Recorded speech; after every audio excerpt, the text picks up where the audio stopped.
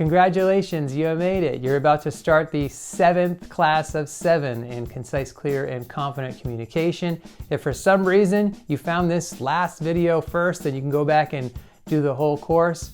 Otherwise, if you've been going all the way through, I'm really happy for you. I encourage you to watch these videos as many times as you need to really make these tips and strategies habit, because that's where it's going to start to make a difference in your life. So let's wrap things up.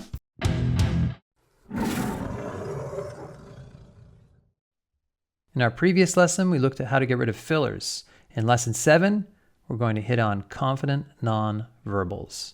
So tip 7 is confident nonverbals enhance your message. All the previous 6 lessons are mostly to do with words and how you sound verbally. But these nonverbal messages can enhance or detract from what you're saying. So people form impressions about how you come across through nonverbal communication. Distracting nonverbals will diminish or take away from your communication, your message, and confident nonverbals will add to it. To say something with confidence means that you sound and look confident, not just that you're saying confident words. Strategy number 1, use direct eye contact. Most people drastically underestimate the power of direct eye contact. Make direct eye contact when speaking and listening. Both are very important. Strive for 80% of the time in your conversations and 99% of the time during presentations.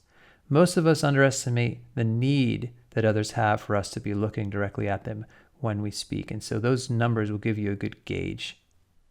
Adrian Fernham, a PhD researcher that's spent a lot of time working on eye contact, said the confident, the bright, and the socially dominant look more with direct eye contact, while it is the opposite for the socially anxious. In this society, we generally interpret direct eye contact as confident, and the lack of direct eye contact as signaling some kind of issue, oftentimes social anxiety, or even just a lack of confidence in general. Direct means right into their eyes, not like these two people who are looking elsewhere, sometimes above people's heads, sometimes over their shoulders. You do not want to be in this kind of situation. When you're looking directly at somebody, it says, "Hey, I see you." And they look back and it's, "Hey, I see you too." There's a connection there. So what does that look like in practice? Like you're looking directly into the lens of a camera. Someone says, "Hey, look right here. We're going to take a picture." You want to look right into their eyes. And again, in a conversation, it's 80% of the time. You don't want to stare, but you want to look at them the vast majority of the time to show them that you're communicating, you're locked into what you're saying, and you're locked into listening to what they say. Strategy 2 is to avoid uptalk. This is a nonverbal tendency. Uptalk describes the upward inflection used to make a statement sound like a question, sometimes called upspeak. And it sounds like this: "I wanted to meet to discuss the plans. I was hoping to have that nailed down today. Many of the new hires need this training badly."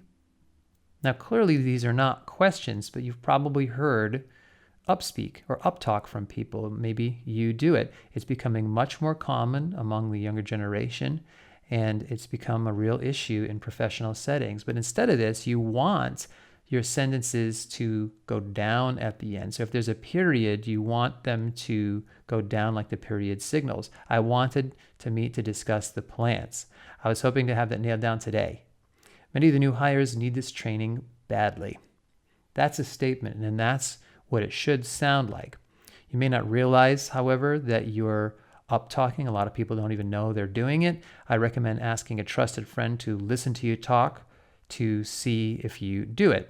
And then commit. If you are doing uptalk, I want you to commit to landing at the end of sentences. And boy, is this a hard habit to break, but it's well worth it because you don't want to sound like the person who's never sure of what they're saying.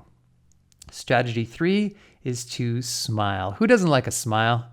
People often even don't realize that they're scowling or have that stone-faced expression when they're walking around talking to people, but many people just don't smile. And as a result, they don't sound confident and they don't look confident to other people.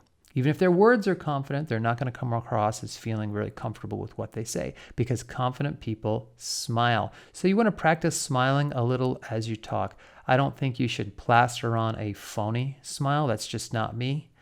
but you want to practice smiling a little. So in other words, instead of a stone face or that scowl, be aware of your facial expression. And if you're happy, then show it with your face.